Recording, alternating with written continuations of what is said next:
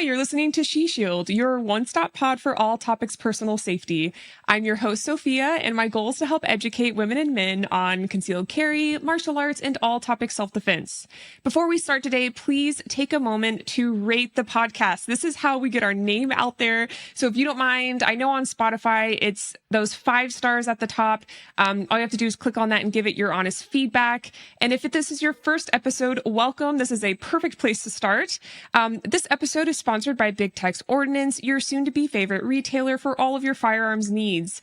BTO believes in only selling high-quality gear to responsibly armed citizens, as well as providing pre- and post-sale support.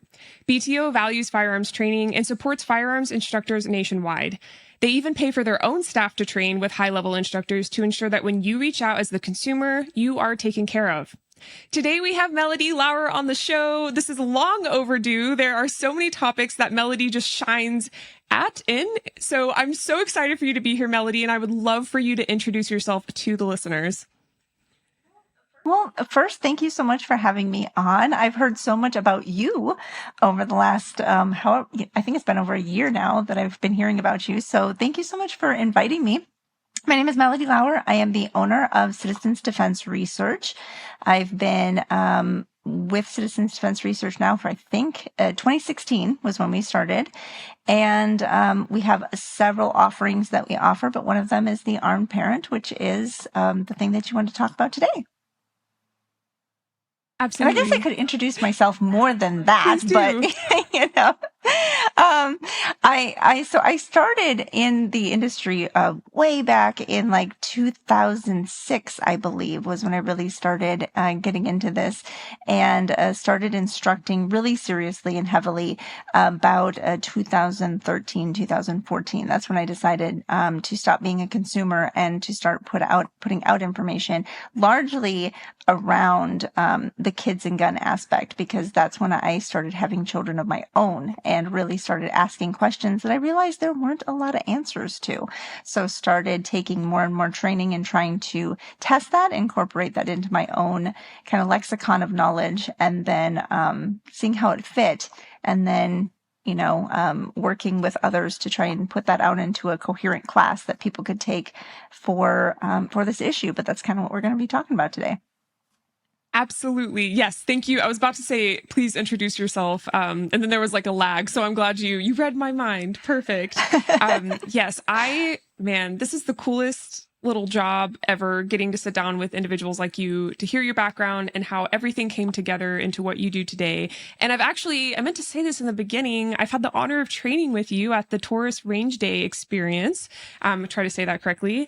And I was telling you before the show, the way that you ran your class has just like completely changed the way I see safety briefings, communication on the range, and also just overall technique and what to emphasize when people are new, and also how to balance such a wide variety of individuals and like their backgrounds with firearms. So thank you so much for that. That was incredible.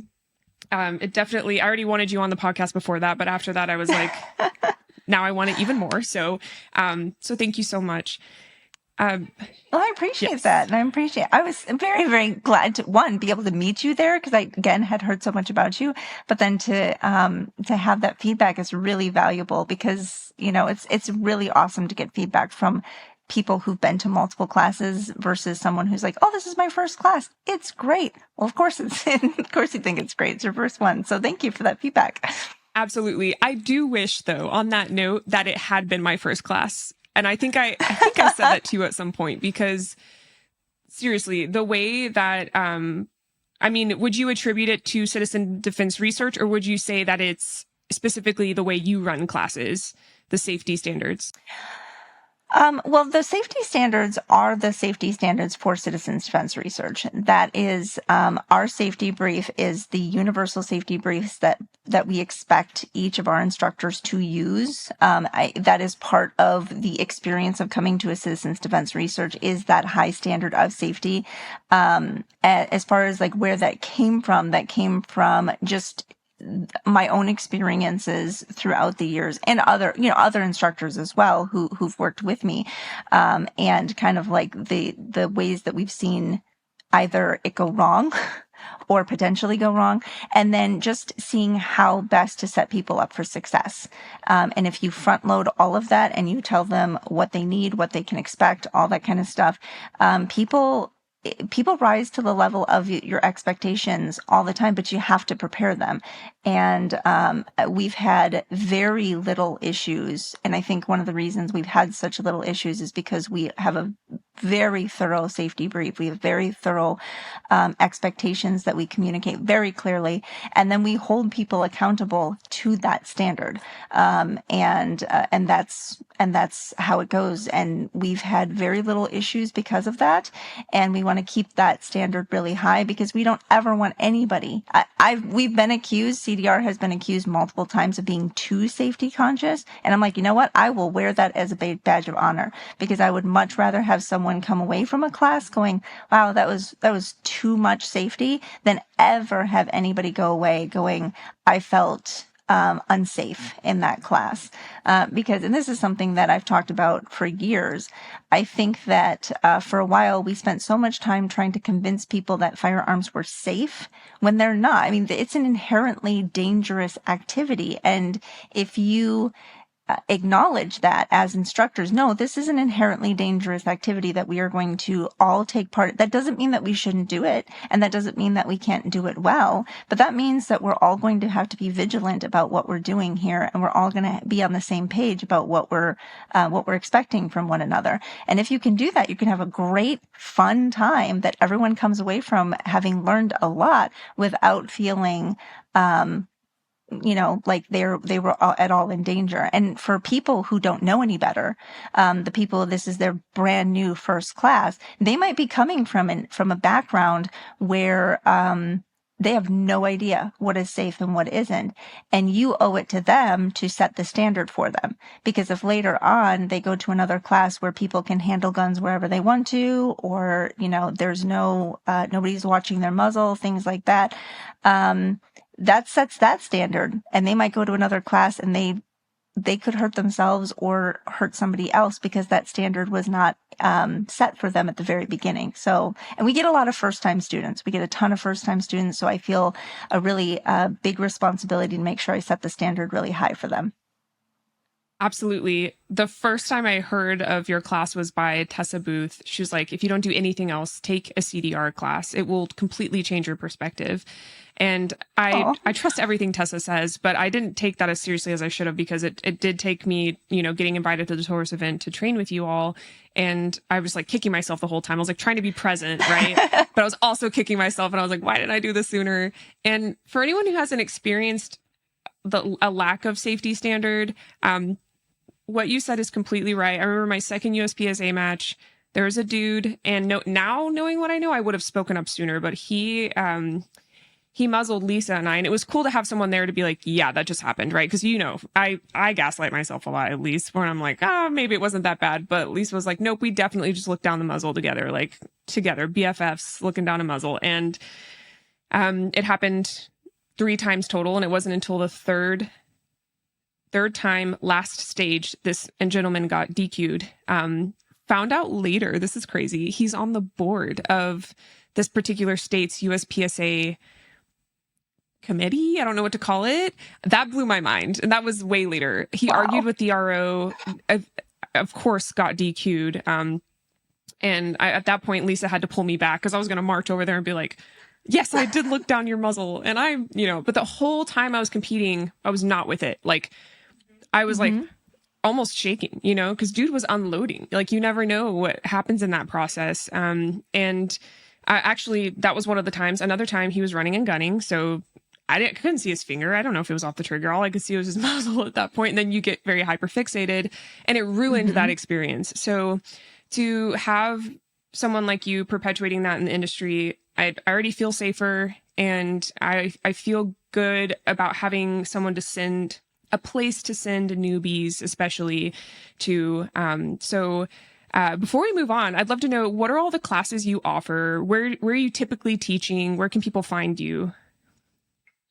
Sure. So our flagship class is the Armed Parent. That's kind of what we're known for. We teach nationally, so pretty much where people host us is where we go. There's not a place that we would not go, provided we're able to legally teach there, of course. So the Armed Parent is a big one. Chris teaches his home defense class. He also teaches his mental agility and preparedness planning skills class that he calls MAPS, which is fantastic. No shooting in that one too. So if you just want to take it as a, kind of a mental agility sort of dust up, you don't have to worry about, additional ammo, all that kind of stuff.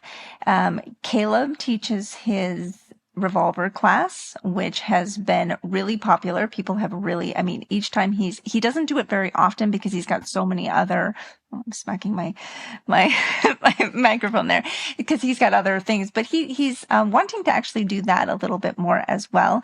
I'm trying to think of all of the classes that we offer. We're rolling out a fundamental applied pistol skills 2. So I teach fundamental applied pistol skills 1, which is basically like your intro to self-defense firearms. We're rolling out a number 2 that Chris is going to be teaching. And then we're also rolling out, so we've got some things that are coming up. Alex, or K.A. Clark, as he is known online, is also going to be doing our whiz bang shooting class. So we've got a bunch of things that are coming up. We've got a lot of things that are already on the books. So the other big one that we're really proud of is Chris's Force on Force class that he does, because there aren't a ton of people in the industry who are doing a lot of Force on Force, particularly not as I think well as it can be done. And so Chris has a ton of experience with Force on Force. It's not, I would like to think of it as like a pre kind of ECQC sort of a thing, whereas ECQC is a lot of like hands-on, solving that extreme close quarters problem. This one is a little bit more before you get to that, there's not that contact. And so really, really excited about that one. So we just got a ton of options. You'll have to look at our website and see what's available. Exactly. And I will, of course, link your website, all your socials, all the people you just mentioned in the show notes. So if you're listening right now, I always say this at the end of the episode, and then I'm like, why didn't I say this in the beginning? If you're listening and you want to pull up their page and do some light cyber stalking while you listen to this episode, this is your opportunity to kind of do that. And yes, what you said in the beginning was true. I am very interested in all of that, but specifically the Armed Parent. And this came from, recommendations, but just listening to you, we had a dinner, of course, the night before the Taurus event. And I know Tessa and I were both exhausted from the flight, but, once we got some food, I came alive and I got to hear, kind of your origin story. And I remember thinking like, I wish I was recording this right now, but, cause I want to hear it. So, if you don't mind, would you be willing to retell kind of what you told me at dinner, how you got into this, and, just seeing you talk about this, you light up, and it's just an honor to be able to be part of it and hear it. So anyway. Sure. So the origin story of this is I've told it before, and it's kind of like one of those things where it sort of accidentally happened. I was working at a gun store, because really I just wanted to carry a gun for myself, and it wasn't even really my idea to start out with. My husband had approached me at one point in time and said, hey, he was traveling a lot. He's like, hey, do you want to get your permit to carry? Cause we had firearms in the house for home defense, but he's like, hey, I would feel more comfortable if you have your permit to carry. And I was like, okay. And I told him that I would only get my permit to carry under certain conditions. And one of them being that I needed professional training, one that I, got to choose my own gun, one that I got continued education, and the other one being that I needed to be allowed to practice on a regular basis, because I didn't think that just having a gun was sufficient, right? I wanted to know that I was proficient with it. And he was like, that sounds fine for me. So I went out and got some really good training with Insights, Insights Training Center, I believe is their full name, and with Greg Hamilton. fantastic, fantastic first class to take. I also started going every week. There was a local range that had a women shoot free on Thursdays. So every Thursday I would go and I would practice. And after a while, they offered me a job. And at that time, I was like, I don't know anything about guns. Like this, I'm just doing this, for my own education. They're like, that's totally okay. We'll teach you. And I was really lucky because at that point in time, I did not realize how badly that could have turned out for me, because we now know that most gun stores aren't actually up to speed on a lot of things. But I got really lucky because these were actually some very, very well-trained and educated people who set me on a good path. And so it could have easily gone another direction and it didn't. So I'm very glad for that. But I started helping out there, and unfortunately they would not allow me to help in the range unless I was a certified instructor myself. So I was like, okay, I'll go and get my certified, my instructor certification. And I did. And I was starting to help people out, but it wasn't until I got pregnant with my first child that I had my first child, that I really, really realized that my life and my training and everything was just going to get turned on its head. I remember coming home with my baby in the little baby carrier and putting him down in our living room and looking around our house, and there was guns taken apart on our kitchen table, and there were like shotguns leaned up against the wall, and there were all these things. And I was like, our life is going to have to change like this. But nobody had really prepared me for that. Real and genuine. And I know that sounds kind of funny, right? Because it's like, it's not their responsibility to prepare me for this. And I understand that. But at the same time, it was never really talked about, right? Like when you go to the classes, it's you and the target is the bad guy, and you learn how to address the bad guy. And there is no talk about who's with you, what you're hanging on to, what you might have to do. And I was like, I've got this kid with me now. How does this change things? I don't know. I'm not prepared for this. And I remember the very first time I used to carry a 1911. I was a huge 1911 person. So I went to the range after having my baby, and I was like, well, if I'm hanging on to my baby, I'm probably going to have to shoot one-handed. And I started shooting one-handed, and I realized that I cannot control a 45 with one hand the way that I could with two hands. And that was the biggest thing that made me go, I might have to switch guns. And I did. I switched to a Glock 19, and I pretty much never went back.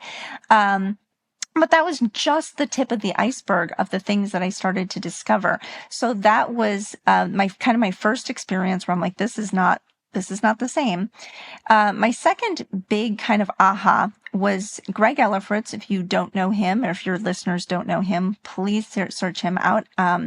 Greg Ellifritz wrote an article on his website about a force-on-force that they had conducted, where they had hired I think it was a little boy, like a 10-year-old little boy, to act as the child of the participants. And this was not an article to advocate for any kind of training or anything. It was just a reporting of the observations that they made in this force on force. And what they observed was that the participants who were playing the parent, often when the scenario started to escalate, they would collect the child and bring the child close to them. And that resulted in the child getting shot X amount of times. I don't remember exactly how many times it was, but it resulted in the child being shot many times. And the entire question that he was posing, it was not an answer, it was a question, is the parental instinct to collect your children to you helpful or harmful? It was just a question. And I was thinking a lot about that, because I felt that too as a young parent. I felt that desire and that instinct to, if there's anything that happens, I should collect my child to me. While I was thinking about that, the final kind of, I would say, nail in the coffin, but the final experience that I had that really woke me up to how little attention that we've put into this question was, I went to one of Craig Douglas's experiential learning laboratories at the tactical conference put on by Rangemaster every year. And in this particular scenario, I won't give the fullest scenario because I know he rotates through his scenarios sometimes. There was a child present, and I had this baby in my arms, and I ended up needing to shoot. And what ended up happening is I came out to full extension, and this baby ended up literally being cradled across both of my arms. And the term full ISO baby became a thing after that, because it was kind of funny. That is really And I funny. realized it was great. There's video of it, and I'm still just like, oh man, yeah, full ISO baby. And I was like, I'm not prepared for this. Like, I'm not prepared for the draw, anything having to do with fighting with a child in your arms. And after you go through his scenario, you can come back and watch other people do this scenario. And I came back and I watched, and I was amazed by how many times the baby got shot, the parents got shot, everybody got shot. And I was like, as a mom who has, at that point in time, now I had 2 little ones with me, I was still just like, how do we solve this problem? So that's when I really started to dive into it. I started to look into just carrying safely. At the time, I was in mom groups where people were talking about just safe carrying, and I was noticing that we have, as a industry, done an abysmal job, straight up an abysmal job at preparing parents to carry a firearm safely and secure around their children. We don't talk about it enough, and we are not preparing, especially people who want to incorporate like attachment style parenting into their journey. We have very little resources for them. And so at the time, this is something that was very kind of unique about my situation. I was also working at a parenting center while I was working at a gun store. So on one hand, I would spend the first half of my day at a parenting center teaching people about baby wearing and, attachment parenting and gentle parenting and breastfeeding classes and childbirthing classes and all these things. And then the other half of the day, I'd have to take off that hat, put on my gun store hat, and be like, do you want a 45 or a 9mm? And so I was in this very unique position to see both worlds and be deeply ingrained in both worlds at the same time. And I knew that when I had children, I was going to be an attachment style parent. I was going to co-sleep. I was going to baby wear. I was going to gentle parent. I was going to do all of those things. But how I was going to do that while being armed all the time was something. And when I started to talk about it, when I started to ask about it, overwhelmingly, the response that I got, surprisingly, was don't do it. Why would you do that? You shouldn't have a gun around your child. Don't carry your gun around your child. Why would you want to do that? That's negligent. And I'm like, these are from the pro-gun people. And of course, obviously going to the other side, I wasn't going to talk to the gentle parenting people about how do I do this safely with a gun? Because they're like, oh, are you crazy? You own a gun? Get rid of it. That's negligent. And so having to bridge both of these very important aspects of my life, I felt very alone in that. And, but I did start to have some success with like incorporating some things. But it really wasn't until there was a young woman, I believe it's in Washington State. Her husband had gotten her for Christmas a brand new concealed carry purse. And he was trying, by all accounts, when I looked into her after this incident, she had taken classes. She was trying her best to do it right. Her husband gave her this purse for Christmas. The day after Christmas, she took it out, went shopping with her mother and her 2-year-old son. Her son got access to her firearm in the shopping cart, in the bag, and shot and killed her. And this really affected me because I was the same age she was at the time, and my daughter was the same age as her child was at the time. And I had this distinct, but for the grace of God, there go I moment. And I was so upset. I called Kathy Jackson, and I was just like, ranting at her. I was just like, this should not happen. This is just ridiculous. There should be resources for people who want to carry guns safely around their children. There should be guides about how to do it safely instead of just don't do it. We give these very, platitude answers to a very complex question, and we don't supply enough resources for this. And so she started asking me questions in a very Kathy Jackson kind of way. And she was like, well, Melody, why do you think this wouldn't happen to you? And I was like, well, the reason it wouldn't happen to me is because I know what a good holster is. I know, I have very high standards for my holsters. I know, where I should have things. I know when to use off-body carry and when not to use off-body carry. And I started listing all of these things. And her response to me after this almost hour-long questionnaire was, Melody, if not you, then who? And I was like, ooh. And she's like, you've already answered all of these questions. She's like, and through trial and error and through good practices. And she's like, I think you're in the best place to actually, make a difference here. And so I made a class called Baby Wearing and Carrying and put that out. And I was so excited because it really was the first time I'd seen anything that amalgamation between the attachment style parenting that I love so much and carrying a gun with no judgment on either side. And so the class, what I loved about it was I told people, hey, come bring your baby carriers, bring your holsters. We will have childcare on site. And if you want to breastfeed your baby, you can breastfeed your baby. It was the most welcoming environment I've ever seen for breastfeeding attachment parent style parents, their children and firearms in one place. And it was a huge success. We actually had to turn down people because we had too many kids for the daycare than we had participants. So that was fantastic. And it was the only firearms class I've ever been in where we did have breastfeeding moms. So I was so excited about that. And that's, that kind of got national attention. And that's when I joined up with John Johnson. He had me on Ballistic Radio. And he was like, hey, have you ever thought about making this into more than a one-day class, more geared towards like the tactics and techniques, more than just the safety? And I said, I would love to do that.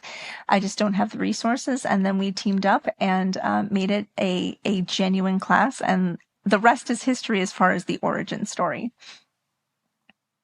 So first of all, I know you've told me this, but hearing it again is still so overwhelming in a great way. Just thank you for what you're doing. My oldest sister just became a mom, and it's funny. I visited her, and my husband and I were going to a museum that didn't allow guns. They had a metal detector.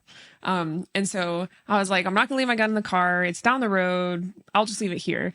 So I sat down with her and I'm like, look, I'm going to leave my gun unloaded. It's going to be in this safe. It's going to be here. And she's like, Sofia, my kid can't walk yet. You're fine. And I was like, no. It also has to do with communication with you too. And it got me thinking, like, what do I do when I visit her and her kid can walk around and I'm staying with her and like my gun is now like, it affects their family as well as just me. So I guess my question for you, following up all of that, besides just being in awe of you as always, is when is it time to take that class? Do you recommend people take it even if they're, even if they're just around children, or is it something you should just take once you become a parent? What would you say? So interestingly enough, we've had a lot of people who aren't parents take the Armed Parent and are like, you should take this class even if you don't have kids, because even if you don't have children yourself, at some point in time, you are going to be around children. They make up a huge part of our population. Like nobody escapes not ever being around children. But we've also had other people who've taken it multiple times, like either when they were young, like young parents, and then come back and taken it later and been like, the amount of information that I was able to, one, absorb, and then two, I was I was focused on this aspect of being, of the development of my child. And so I really kind of didn't pay attention to these other ones. But now that my child is no longer in this stage and now is in this stage, the class takes on an entirely different meaning to me, because now this part of the class is relevant to whereas this one was before. And we've had other people say, I want to come back and take this class at every stage of my child's development. Because we start from this is little baby in arms all the way up to this is an adult who's with you that you're taking responsibility for. They're not a fellow combatant. Like, they're not armed. They're not going to help you, but you are responsible for them. And that can be anybody, right? That could be a child. It could be an adult sized child, right? A 13-year-old, a 14-year-old, a 15-year-old can be adult sized, but still have the understanding of a child. And you're still going to take responsibility for them. You're still going to be helping them. But that could also be a friend who you're with. That could be a boyfriend or a girlfriend that you're with who just isn't into firearms.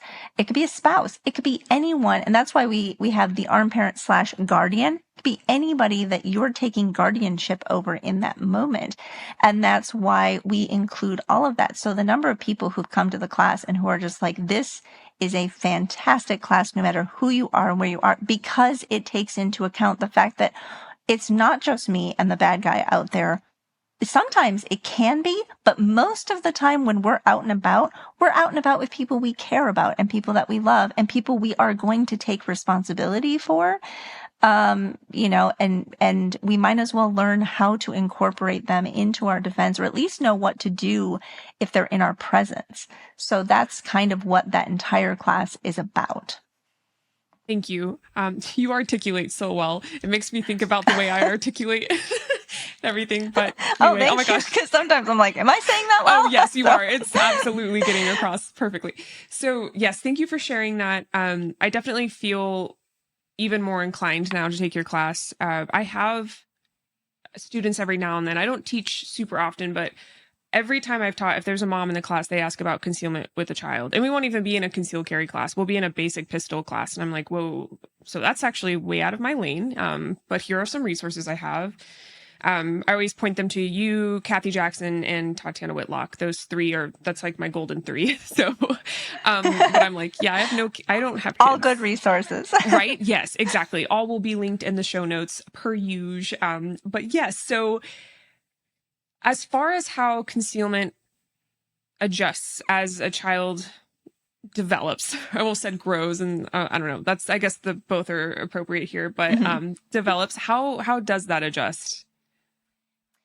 Well, first, I think that a lot of people, and you kind of said it yourself, right? There are people who have this idea that just because my kid can't XYZ, therefore, they don't really have to think about safety.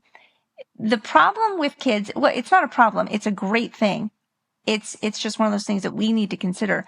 Kids are problem-solving machines.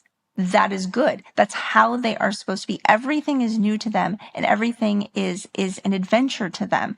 And we as adults tend to kind of forget that children are constantly developing. And if you aren't 3 steps ahead of them, you're already behind them.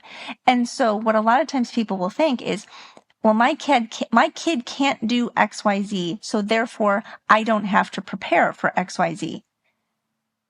That is coming. Whatever it is that you don't feel like you need to prepare for right now, it's coming. So you might as well prepare for it now and be a step ahead of your child's development.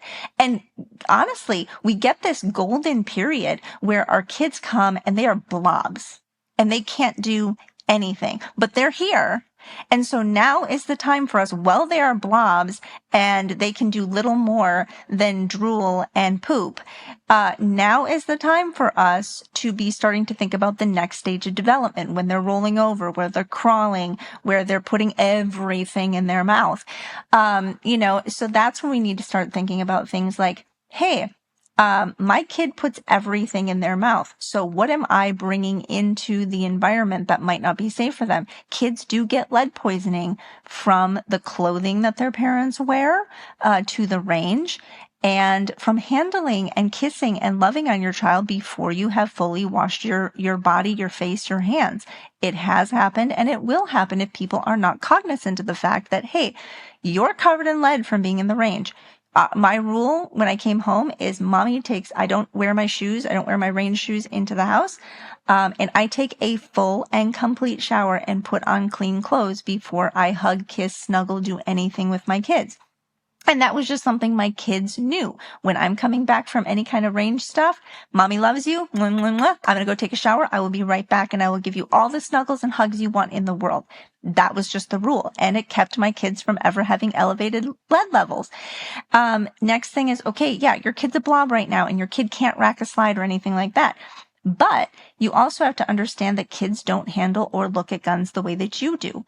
I did a test with all three of my children at different stages with a fake firearm. This firearm, it was a toy, but it had a slide that you could rack.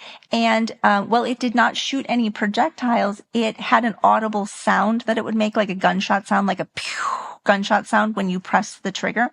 So I took this toy, and it was colored like a gun too. It did have the orange tip on it, but otherwise it looked like a gun. And I tested my children in different environments with this toy gun to see how they would manipulate a gun if they got no instruction whatsoever. And I was shocked at the way that my children learned how to manipulate this. My daughter would put it on her thigh and hold it and rack the slide that way. My youngest figured out how to pull the trigger with his toes. So we don't think of those things because we're adults and we understand how guns operate. But a child doesn't. A child will just take the thing and beat it and drool on it and smash it until something happens. And so you might see the gun on the table and say, my child isn't able to do whatever with it. Not the way it's supposed to be done. But I guarantee you, if you leave it long enough, they can figure out a way to manipulate it if they are determined to do so. And sometimes it'll just be by accident. So let's not even allow for that eventuality. Let's make sure that it is stored safely.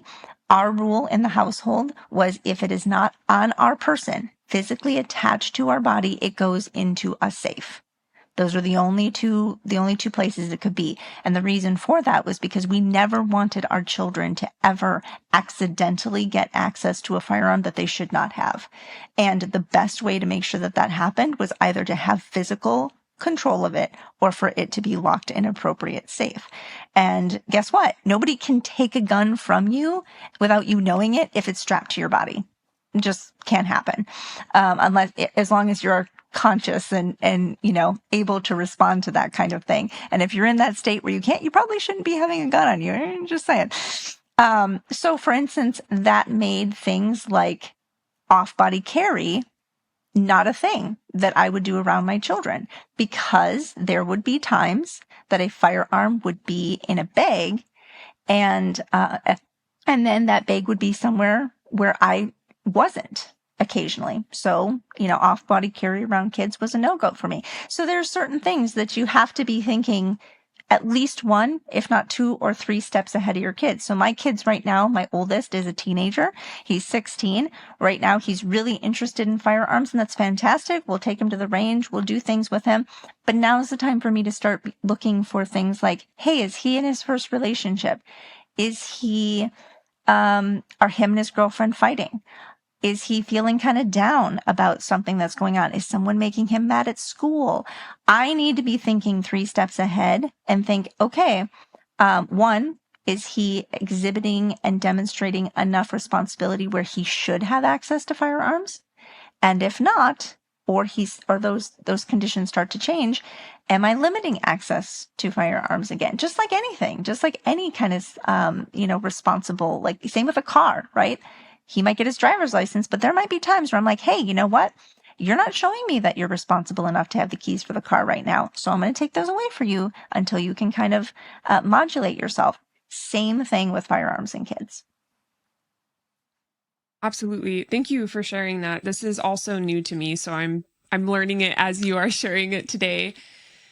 So with your own children and what you recommend overall, when do you start that conversation? And part of this is my lack of understanding of the developmental stages of children and when they can actually articulate and comprehend. So you'll have to remind me. My pre-med years are behind me. When do you recommend someone start that like verbal conversation?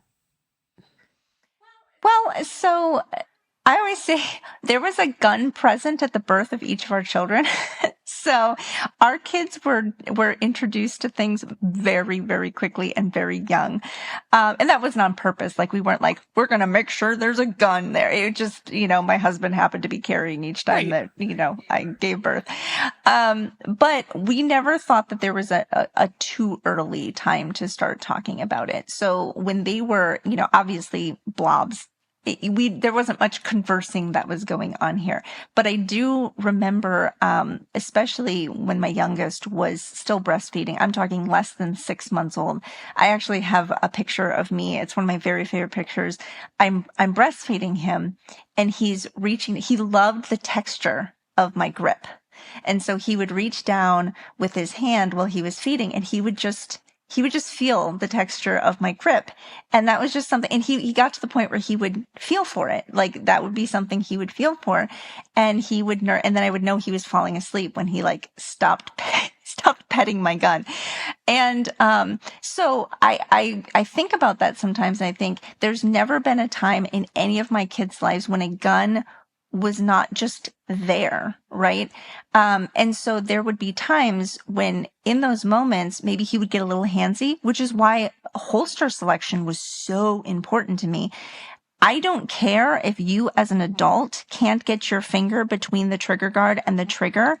Have you seen how small a child's hands are and seen how small their fingers are? There should be zero space between the trigger guard and the holster if you are going to be, that close to children. Because my 6-month-old, and yes, you could say like, well, 6-month-old isn't strong enough to blah, blah, blah. We just covered that, right? Like you never know what's going to happen and you never know the creativity and you never know how they're going to make it happen, right? But let's just eliminate the possibility. Let's choose the safer way and just not have it be a question that we're even going to entertain, right? If I have a well-fitted holster that has molding all the way around the trigger guard area, it doesn't matter whether or not he's strong enough. He can't even access it. And that's the safer way. And so there'd be times where maybe he would start to pull on it and I'd redirect his hand and I'd say, nope, you can touch it. You can touch the grip, but you can't pull on it. That's mommy's. You don't touch. And after a while, he would realize that's not acceptable. I can't touch mom's gun. And then there would be other times, one of my other rules, because kids are so distracting, right? One of my other rules is I don't get my gun on. I don't get geared up in the same room as my children. So if I need to change something, because I never wanted to be in a position where maybe I'm racking a slide or something like that and someone comes running in and is like, Mom, he hit me, and I'm distracted. And then I point a gun at something, or do something with a firearm that I'm not 100% mindfully in. So that was a practice that I'd put in place. And do you think my kids tested me on that? Of course they did. Every once in a while, the door would be locked and someone would be knocking on the door. Mom, this is going on. And I'd be like, hey, hold on, I'm coming. Now, as they got older and we were able to have that conversation about, hey, if mom is handling a gun, wait till mom puts it away. And then, so things could change as they got older, but we needed to have those conversations. When they were really little, the rule was we were very big fans of the Eddie Eagle, the NRA's Eddie Eagle program, which is, hey, what happens when you come across a gun? Stop, don't touch it, leave the area, tell an adult. Those are fantastic rules. The little song, stop, don't touch, leave the area, tell an adult. I mean, we got the whole thing. And I think that's the perfect way to set up young kids for success. As they got a little older and a little bit more curious, we welcomed questions. If you have any questions about guns, if you want to touch a gun, if you want to handle a gun, if you want to shoot a gun, all you have to do is ask. Because we had a strong belief, and I still believe this, that it is curiosity that drives more bad behavior than it is anything else, especially when it comes to firearms, right? They want to know a question and they don't feel safe enough to come to you to get, educated or whatever. So they go looking for it on their own. And that's when problems happen, or they come across it on their own. How many kids have come across a firearm while they were looking for Christmas presents? So many. If I could tell you how many times that is the story that I hear when people talk about that's how I found a gun in my dad's room or whatever, the number one story, kids were looking for Christmas presents. They come across a hidden gun and they don't know what to do with it. Number one way. They weren't actually looking for the gun. They were looking for something else and they came across it. Now, were they doing what they weren't supposed to be doing? Yes. But that's how it happens, right? Right. So that's how we kind of started that conversation about, hey, let's take away the curiosity.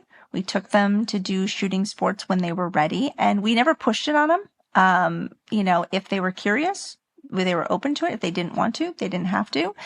And that has worked out really well for us. And it, like you said, it very much is going to depend on their developmental level. There are going to be some kids who are never going to be developmentally ready to have that conversation because they're not ever going to understand the importance or the responsibility.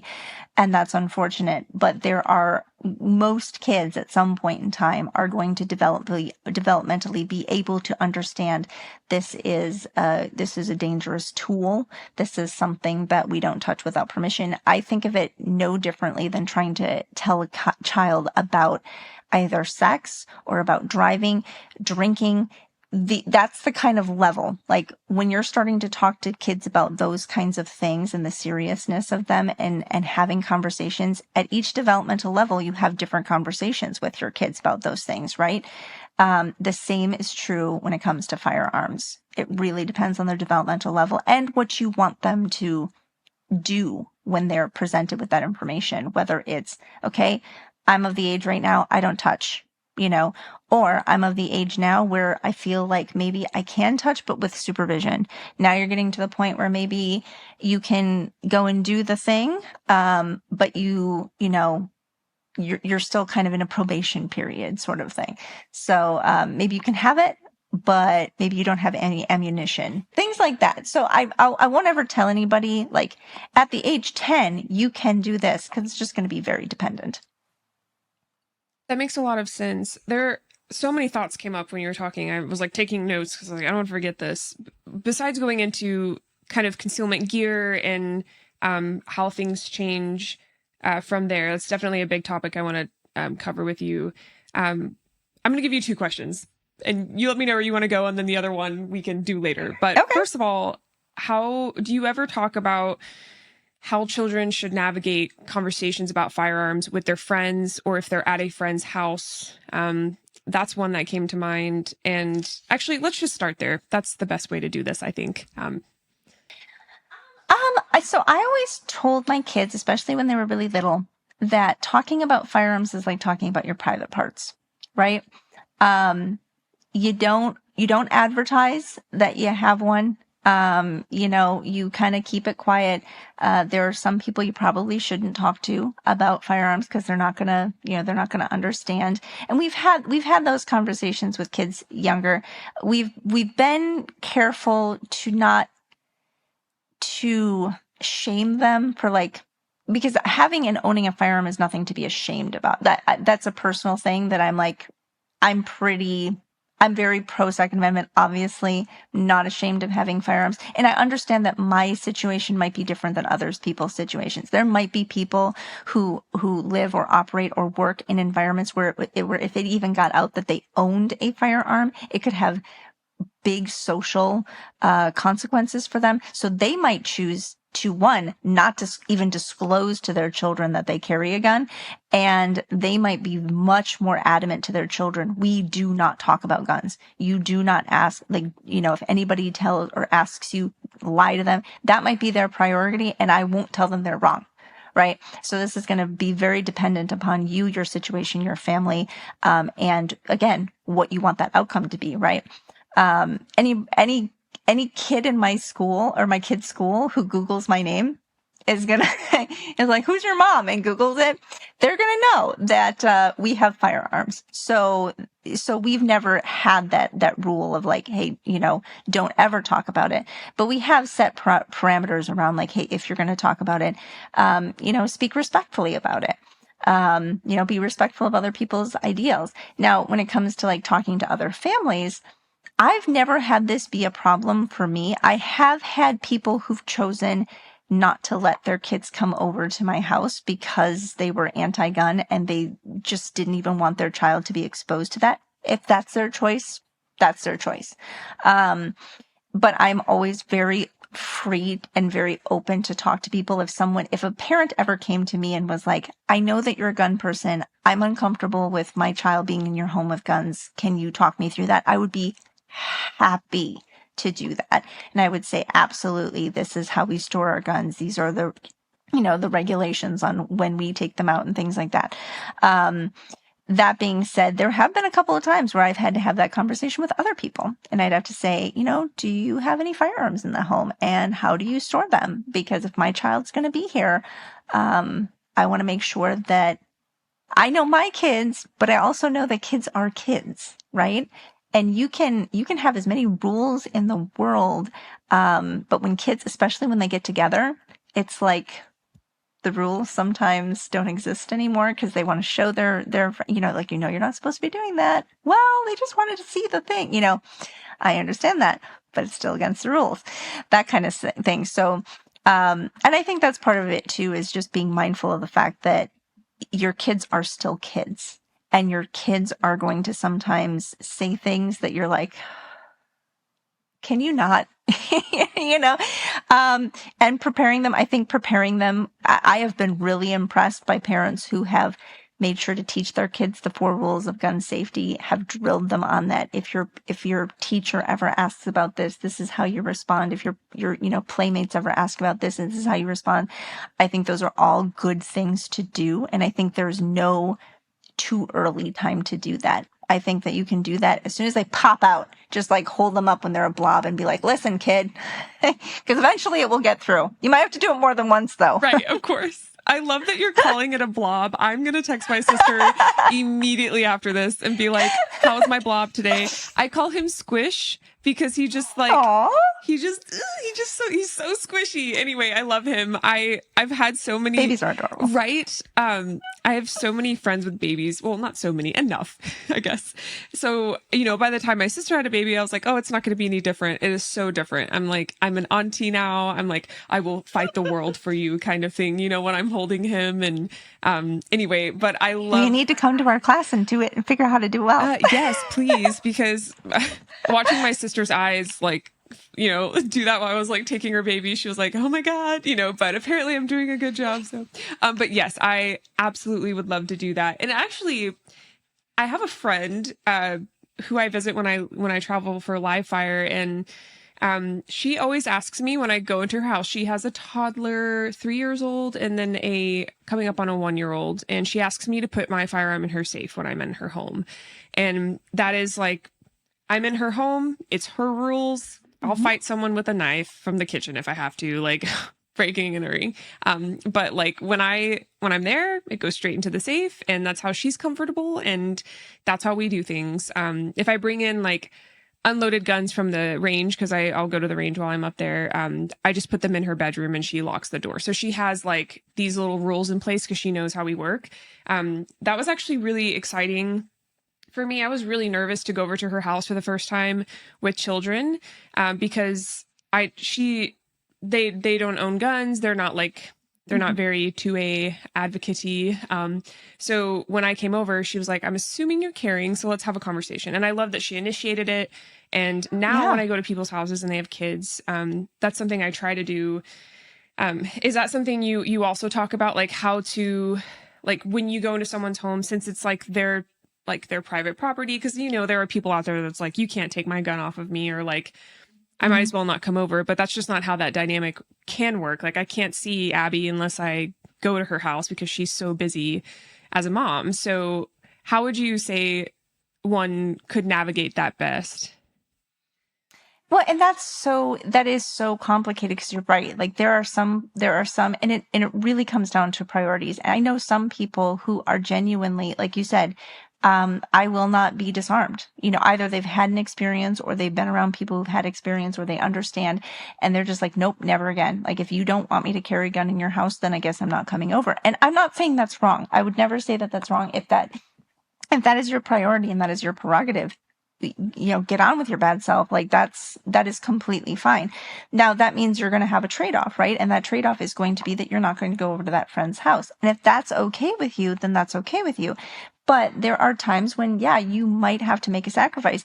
Now, that being said, there are some times where, depending, what you don't know won't hurt you, kind of a thing. Great example. My family knows that I carry. My mother's side of the family is far more anti-gun than my father's side of the family. We were invited to my cousin's wedding, and we were specifically asked not to carry a gun. And it was an outdoor wedding. It was in a very urban area, a downtown urban area. And my thought at that time is fully understanding that it would make my family very upset. I was like heck, they're not going to tell me that I can't carry a gun at this wedding. So in a black cocktail dress, I wore a 32 in a bra holster. Now, I would have challenged God himself to find that gun on me. And yes, he would have found it, but I'm saying my concealment was so superb that, believe it or not, like my uncle came up to me and he looked me over head to toe and he went, "There is no way you're carrying a gun in that dress." And I went, and I absolutely was carrying a gun in that dress. Ironically, 5 minutes after we left, they had a drunk person wander into the tent where they were having the wedding, and the first person they asked for was me. And so they were willing to disarm me, but also willing to volunteer me for potential danger, knowing that I was more willing to confront it. So I didn't appreciate that very much either. You don't want me to be armed, but at the same time, you want to leverage me. Not super cool. But the point I'm trying to make there is it really depends on what you're willing to risk. I was completely willing in that moment to risk my parent, or, the risk of them finding out was so low. So I would have had to make a huge concealment error or just be a jerk and tell everybody that I was armed in order for that to be a problem. And that's where deep concealment has a huge benefit, right? You can have someone who says, "No, I don't want you to carry a gun." And you can go, "Okay, I respect that," and still carry a gun anyway.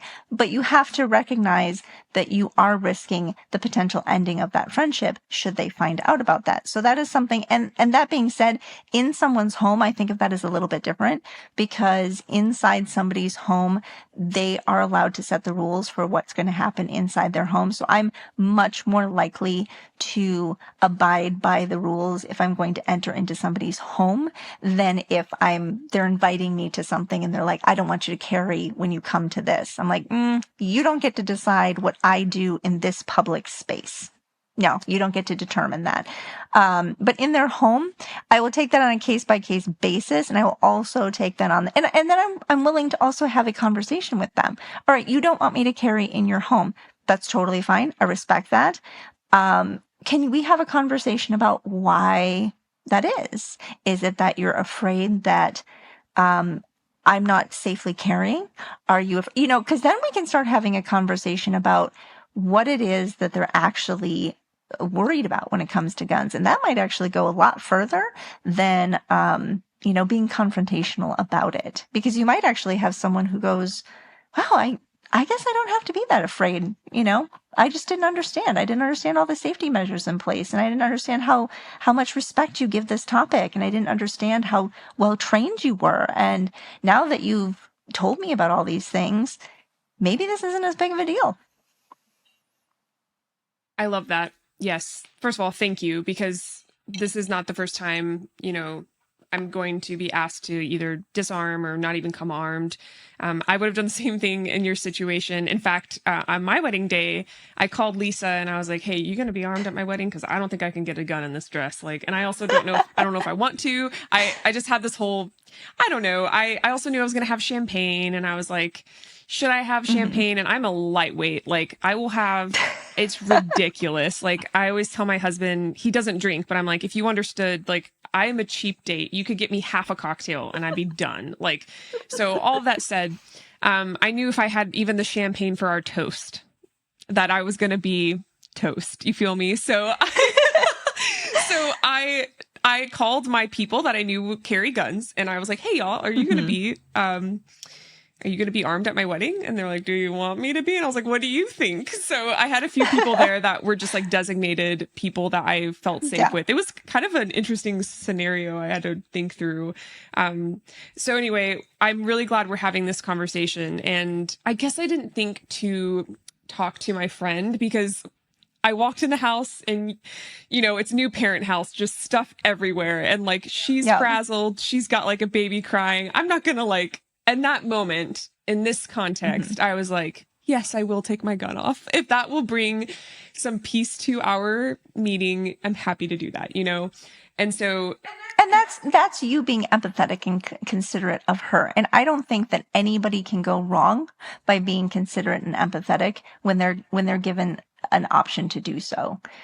Because I think that empathy and that consideration that you showed for her is much more likely to have her then turn around and show that same consideration to you when you're ready to have that conversation versus you being upfront about it and being confrontational about it. Yes, that's such a good point. Because if we say we were to like go to a public event together, she might wonder, you know, since my kids are going to be around and we could be in a bad part of downtown. And, yeah, absolutely. Something I dislike so much. So my husband and I are metalheads. We love metal concerts. We like to crowd surf. He likes to mosh pit. I can't mosh pit anymore because like someone shoves me and I'm just like, I can't do it. In fact, kind of off topic here, our first mosh pit, I didn't know what a mosh pit was. Okay. And we were in the middle of it. So all these people start punching each other, I think, right? I think they're punching each other. So I grab my husband by his shirt and I'm like, we're out of here. And I'm like finding our path through the crowd. And he was like, relax. Like, we're in a mosh pit. And I was like, what is that? A what? A what pit? You know, sounds like nasty. Anyway, so all of that to say, we'll go to metal concerts and they won't be in the best location, but they'll have metal detectors. And I'm always like, crap, like, this is one of the top places I would want to carry. And I've had to go back to my car before and like hide my pistol in the car. And like, you know, and that's when I started to wonder about like car safes for situations like that. Which, man, we could get into that all day long. But yes, we could. Yeah, it's like really unfortunate. Some of the locations that guns aren't allowed or that people feel would be safer without an armed citizen who has passed a background check, who trains and who carries responsibly and in a good holster, you know, would be. So yeah, it's insane. I'm glad we're talking about this. Something I'm really curious about. I didn't grow up with family that hunts, but I've heard just like horror stories about, you know, firearms in a home that were, you know, intended for hunting that were still loaded, and how like even like the conversation around guns was more lenient because the point of that gun was for hunting. It's not for defense. So there wasn't as much safety briefing on that. Is there anything you would want to like contribute to that specific conversation or how that changes the dynamic? Well, it's funny you say that because that's exactly how I grew up. I grew up with hunting was we had a lot of guns. There was no concealed carry in Wisconsin. I grew up in Wisconsin. So nobody carried a gun. Like the idea of carrying a gun on your person for self-defense was not really something that was introduced to me until I was well into my adulthood. But hunting was everywhere. And the way that I was raised was very much, if the gun is unloaded, you can do whatever you want to with it. There's actually a picture of me, and I will never go find this picture, but I know it exists, holding a revolver to my best friend's head because it was empty. I think 11 at the time. And the fact that the adults in the room allowed this to happen horrifies me. And that's part of the issue, right? I'm 10 years old. I have no idea how dangerous this is or anything. All I know is that the adults in the room thought this would be funny and set it up and made it happen. And now as an adult, I look back at that and I am so thankful that nothing went wrong, of course, but I actually had a conversation with my parents, several years after I started getting into this and, going back, visiting my parents and bringing my kids into this home, knowing full well that my parents still have firearms in the home. I specifically sat down with my parents and had the conversation. The way that you raised us around firearms was negligent. And I love you and I care about you and I'm not at all angry at you. But as someone who now does this on a professional level and has learned better, the way that you guys stored and handled firearms around us when we were younger was straight up negligent. And as an adult now and a professional and someone with kids who is bringing these kids into this environment, this is how I would be more comfortable if you adjusted. Of course, I'm not going to go into my parents' home and tell them, you need to do it this way or we're out of here. But I am going to have that conversation about, hey, my kids are now here. And to my parents' credit, my dad bought a really nice gun safe. He's put he was willing, to listen to me as an adult and as a professional in a way that he was never able to, understand when we were little. And I'm very grateful that nothing happened. And I think that sometimes, and because we hear this all the time, right? People say, well, this is the way I've been doing it all my life. And there's never been a problem, or it's been so far so good. There's a couple reasons why that happens. One, hunting season usually comes around once a year because most people don't do all the hunting things. They usually have deer or duck or whatever it is. They have the thing that they go hunting for. And so hunting season comes, so that time that they're actually handling the firearm is very limited. It's a very limited time. And they have their rules around there. And frankly, a lot of people just get lucky. They get lucky that they don't ever have an issue. My brother did accidentally shoot himself in a hunting accident, and he is very lucky to be alive to this day.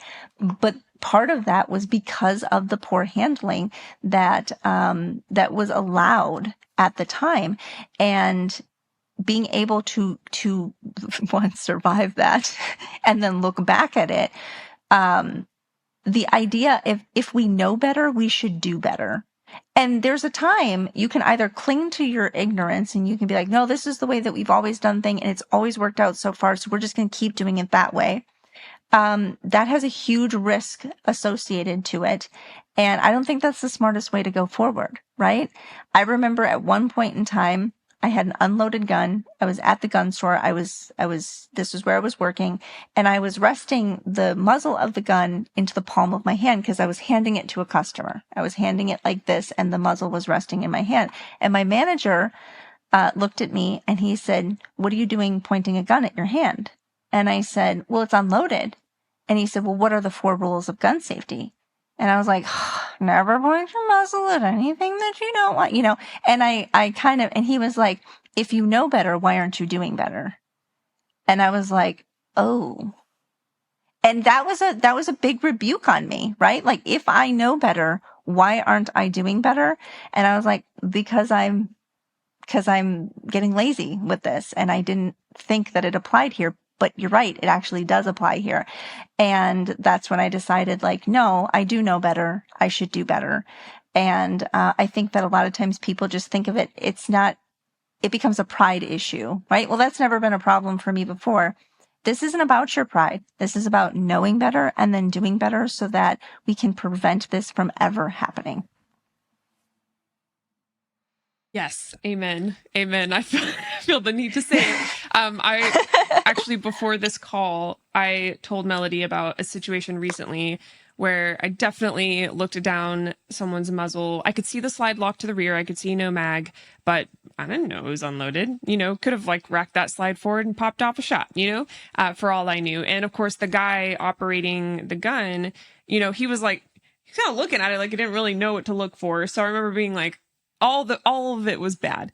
And I had to go over to the person working the RSO of that moment, of that like situation. I'm trying to be very vague here and be like, hey, this is unacceptable. To which I was told the gun was unloaded. And I was like, well, first of all, I don't know that, and secondly, no. I was just like, absolutely not. Like, I can't be worried the whole day that I'm going to get shot. So, part of the inclination I felt to go and actually say something was because I took your class and you just did not tolerate that. And I was like, oh my God, like this queen, and I'm not saying that I've tolerated unsafe practices in my classes, but I have given people way too many chances. That's something that I have reflected on recently. I didn't expect to go here today. We're talking about youngins with guns, but I've also been I've been an instructor, and luckily luckily only one person signed up for this class. And I remember being kind of like, oh, like one person, that's okay. It was a very old gentleman. And he would not take his finger off the trigger. We spent so much time with the blue gun, and towards the end of the time with the blue gun, he was doing well. But by the time we got on the range, I was sweating bullets. Ironically, I was sweating just trying to get him to not do that, and I was basically hovering over him. He was smaller than me. I'm 5'10", and I had a little bit of a heel on. So I was like over him, just like ready. And like, I hated to be that close to him. That's anxiety provoking, but I didn't trust him not to just freaking shoot me. And so I actually ended him about 30 minutes early, which sounds like a lot, but I should have stopped him way earlier. I mean, he could not comprehend. At one point, I thought it was his hearing. And then I asked him a question in like a pretty low voice, even for the range, and he answered it fine. So I was like, he can hear me. He's just not comprehending. And so, or he's comprehending. He's just overwhelmed. Ooh, yes. Okay. Mm-hmm. Yeah. Because that happens sometimes. Okay. And that's actually a conversation that I had with Craig Douglas once. Because Craig made a very, very good point that sometimes it's not about comprehension. It's about both just the physical ability and the awareness of because you do jujitsu and other martial arts. People who do things like jujitsu, boxing, martial arts, yoga have a much higher body awareness of what they're doing than people who don't, right? And so you can have someone who you can tell them your finger's on the trigger, right? And they are comprehending what you are saying, but they don't have the proprioception and the body awareness to confirm what you're saying. They're like, what? My finger's on the trigger? No. All the while standing there with their finger on the trigger. And it takes you then allowing for the pathways for them to have that awareness of what their body is doing, which usually takes a lot more physicality than what a lot of people, I think, understand. This is something that I've learned through all the courses of being a firearms instructor. And this is why I do believe that demonstrating, like doing demos, is so important. And we should be way more physically hands-on with our students than this idea that you can teach someone how to shoot a gun without ever touching them. You very well may be able to do that, but they're going to learn faster if there is a physical component with you than if you're just trying to talk them through it. And if you can just talk them through it, that's fantastic. That's great. I think that you should have all sorts of different tools in your toolbox to help people understand. But there is way more of a physical component to shooting than I think a lot of firearms instructors and even people who shoot understand. The high level shooters almost universally do understand that because they've gotten to the point where they're like, oh no, yeah, shooting is definitely a physical sport. But a lot of people who come into it think like, it's just shooting, right? It's just, it's just sights and a trigger. And what do you mean? It's a physical thing? What? It is. I appreciate your transparency with that. I absolutely, like, reflecting, I'm like, duh.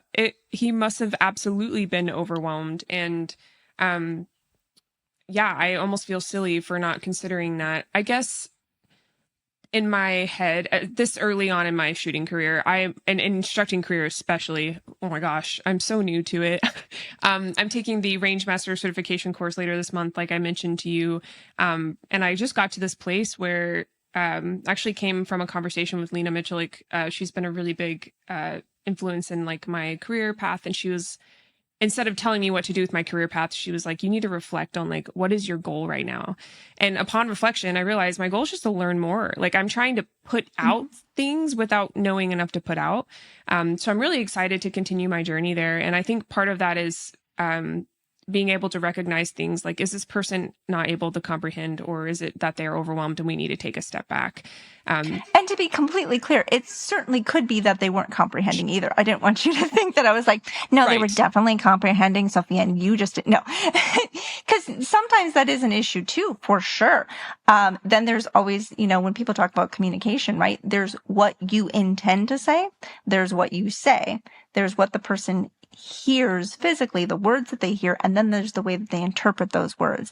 And all of those things need to be in line for actual comprehension to take place, because Lord knows we have all had moments where we said the thing, something as simple as press the magazine release and drop the magazine. And you said the correct words, you have the correct intent, and someone drops a slide. And you're like, what? And they're like, well, you said because they're thinking in their head, this button is, and they heard the words, and they understood, even they might have understood your intent, but they either did the wrong thing, whatever it is. There's just this little break in that line of communication that just sends everything out of haywire, that you're like, okay, well, let's go over what your gun is and what the different buttons do on your firearm, which is, like ideally, obviously, you're taking care of that kind of stuff a little bit earlier, but those things happen all the time, right? And that's where teaching becomes so complicated sometimes, because you have to understand your intent, you have to understand the words, but then you also have to prepare your student to receive those words in the spirit of your intention and be able to interpret them in the way that you need them to in order for both of you to have a good experience. And that's difficult for anybody in anything that you are trying to teach. Absolutely. I feel like that applies to just general conversation. Intention versus 100%. Right.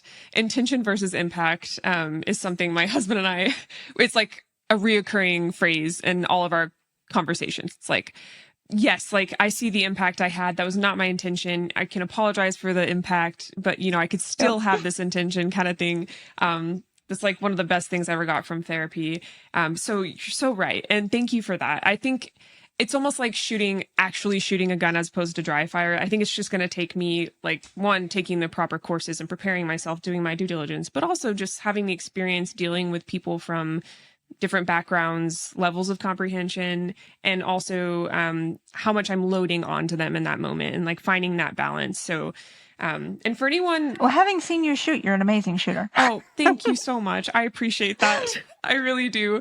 I AI'd for Riley Bowman this past weekend at A Girl and a Gun, and man, did I just, he had me, I shouldn't even be saying this, I'm focusing on the negative stuff, but he had me demo a few drills, and I just wanted to like take my badge off and walk out, because I was like, what is happening? I think I did some better shooting at tours, but it's definitely, it fluctuates, and I'm learning how I do under pressure more. Even like USPSA is different than like a whole class of students watching you when you've had this like instructor like level badge on yourself. Like that is a totally different level of pressure. So I've been learning about myself as a shooter as well as an instructor. That's been super interesting. I know that today we talked about making that a topic. And I have questions for you there if you don't mind. Before we do that though, I want to make sure for the women that are listening, and of course, this is not a substitution to taking the armed parent. If you are listening and you're like, now I don't need to go take it, that's not the intention.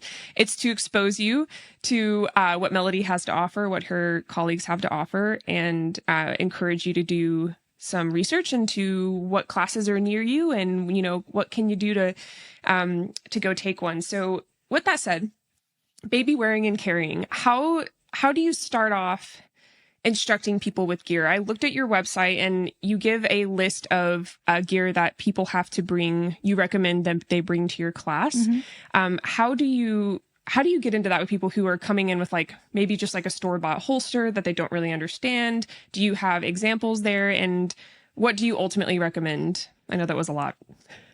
So when it comes to the baby wearing and carrying, I want to get back to the place where we have more of that in the arm parent, because obviously that was its origin. And then as we got more into the tactics and techniques, we cut out a little bit more of the carrying things, because most of the people who actually come to the arm parent have kind of figured out how to carry, and kind of want to get back into that a little bit because, one, the holster is 99% of what's going to make or break your carry experience.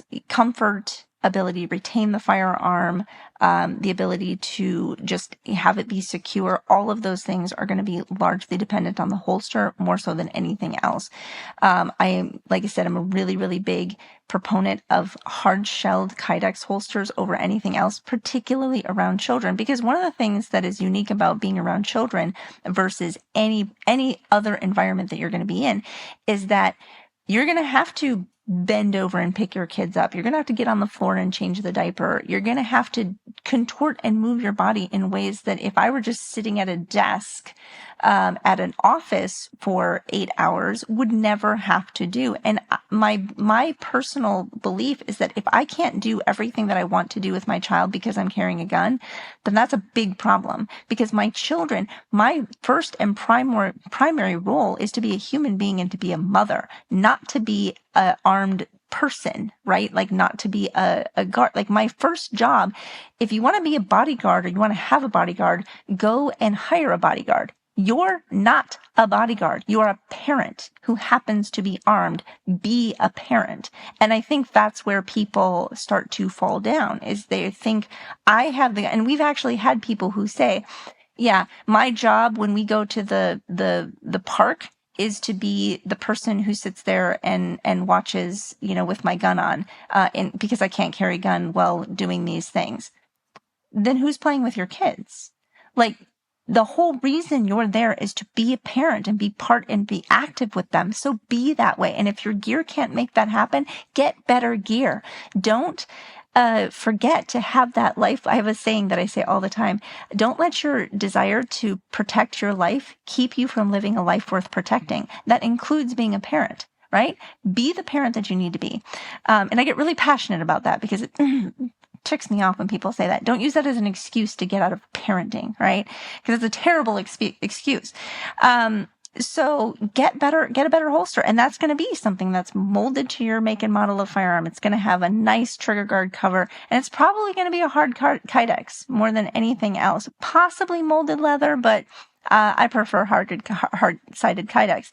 And then as far as where to carry it, I know this seems pretty obvious, but you'd be surprised at how many people, don't quite understand this. You're probably going to have to carry the gun on the opposite side that you carry the baby. So if the baby is small and tiny and you're just front carrying them, your gun's probably going to be on your strong side hip or behind the hip.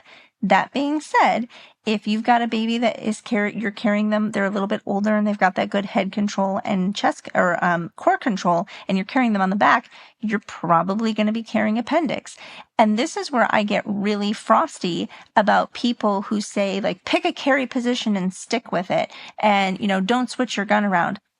If you are carrying a child and you're doing all the other things, you're not going to be able to stick to just one carry position. And be comfortable and not actually be able to carry or draw your gun either. Because here's the thing. If I've got a 3-year-old on my back and I've got my gun in the 3 o'clock position, my child is sitting on my gun. And there's no way that I'm going to be able to draw that effectively while that's in the position, and it's going to be extremely uncomfortable for me. And so for people who are well, I don't think appendix carry is safe, or I don't think, we've already demonstrated a million different ways in which it is safe. But if you're going to tell some woman who attachment wears her child and puts on the back that she can't carry an appendix position because she chooses to be an attachment, mother, I think that's wrong. I don't think that that's adequately preparing her for what she can safely do. And I think that it behooves us to be like, all right, let's figure out how that you can do this as safely as possible so that you can be the kind of parent that you want to be and also be armed, because that's the ultimate goal here. You want to be a good the best parent that you know how to be, but you also want to be armed and be able to protect yourself. Let's get you to that goal instead of telling you that you can't do it. Now, there might be things that, yes, you shouldn't do it. For instance, one thing that I did see happen was one woman decided to carry a gun in the carrier with her child, no holster. Don't do that. That's not good. That's bad. All right. We should have standards here. So I'm not going to say like, oh, this is the end state, whatever happens to get to this end state. No, safety 100% comes first. Let's make sure that we're doing it correctly so that you are safe as well as your child are safe, for sure. Let's make sure that those things are put into place. But once we have checked those boxes, let's figure out how we can make it work for you. So that gun being carried, it's probably going to be an appendix carry position the way your baby's on your back. There might be some things that you might need to change about some of your selections. So for instance, the carriers, baby carriers usually have really wide belts on them. I'm talking very wide, like 2-inch belts. You might have to contact a holster maker and ask them specifically to send you 2-inch belt loops and actually use the belt loop of the carrier as your mounting point rather than something else. So you might have to make some adjustments like that. And I think that instead of having people who don't know what the options are, having information like this that we can get out and say, it's okay to contact your holster maker and be like, hey, I need 2-inch loops. I know that you sell standard 1.5-inch loops. Can I get 2-inch loops? And if they ask you, what are you using it for? Just tell them I'm putting it around a baby carrier and, I need this. And instead of the holster makers going, what? Why would you want to do that? They understand, oh no, this is part of the process. Absolutely. Let's try and help you out here. And knowing that the consumers can ask for those things and it's a reasonable ask. Thank you for sharing all of that. I already feel prepared. I think that's actually one of the things I've thought about when it comes to being a future mom. Like, how is this going to make my life different as someone who conceals daily? It's already hard enough, right, to like put a piece of metal against your body, but to do that with a child in consideration that is constantly growing and it's causing you to adapt your carry model. I'm just really glad that this episode will be out there for people to hear. Something that I'd love for you to speak on is off-body carry with a child, and also a little clarification on carriers and like what you mean by mounting it to a carrier. I think I'm just not visualizing that because sure. I don't have the experience, but something that encouraged me to get this episode out there sooner than later is at a local gym. One of my coaches, she found out what I do for a living. And I always start with like, I work for a tech company with live fire. Technically that's true. And then I'll say, yeah, right. And then I'll be like, yeah, I also do self-defense stuff on the side. And then I kind of gauge where they're at as I go. So she's someone that I talk to frequently. So it came up organically, and she was like, oh my God, do you want to see my gun? And I was like, maybe, like, it depends. And I was like, do you have a picture? And she was like, no, like, come with me. So we go like to this back office. She pulls out her fanny pack. And so I asked her, I'm like, hey, what direction is the muzzle pointed in right now? And she was like, oh, I don't know. And I was like, okay. So I was like, let's, she like was bound and determined to show me this. And I thought maybe like there's a reason, maybe I should see it. So she starts unzipping it. Muzzle's pointed towards us. So she flips it around. She did that on her own. And then she opens it. And I was like, I told her like to stop because it was only being held in this fanny pack by a small, I think what belt keepers are made of. Those like, it's just elastic. And there's no Kydex, there's no cover at all over the trigger guard. And in fact, the thing covering the trigger guard was the elastic plastic, which I'm just pretty sure I could pull the trigger through. So Yep. she's holding this fanny pack too flat because she knows if she holds it angled, the gun will fall out. So I asked her to just go ahead and zip it up. I acted like I knew what gun she had. I was like, that's a great gun. So I'd love to talk to you if you're open to this about some considerations. And we had a really long conversation about it. And of course, she led to telling me that her husband picked out the fanny pack for her and the gun, and there was no conversation about safety. And it was the first time I had to navigate kind of saying, without saying your husband has done you a disservice, you know, because that wasn't his intention. Yeah. That was just the impact it had. So I kind of had to say something like, have you considered getting instruction by someone who actually carries in a fanny pack, or looking into fanny pack carry resources, off-body carry resources? And ultimately, she told me that she was carrying this for the protection of her children. And of course, when she picked up this fanny pack, it had been on a pile of her things in the corner of the room.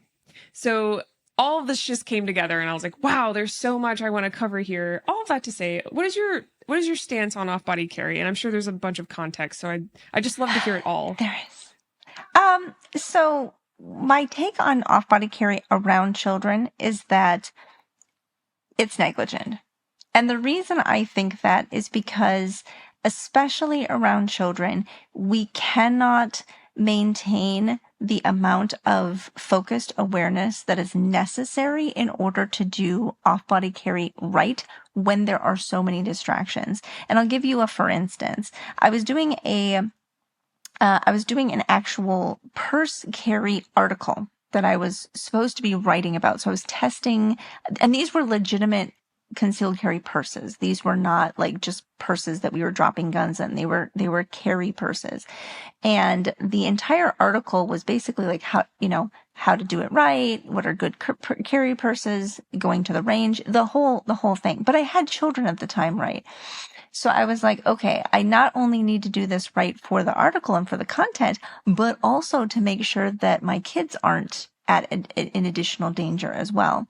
So I started out by carrying a blue gun in the purse. So I had my live gun on me, and I had the blue gun in the purse. And the first thing that I wanted to evaluate was whether or not I could maintain the level of awareness of the bag with the gun in it while I was around my kids. Because if I couldn't do that, then there's no reason for me to go on further in my testing, because safety is first.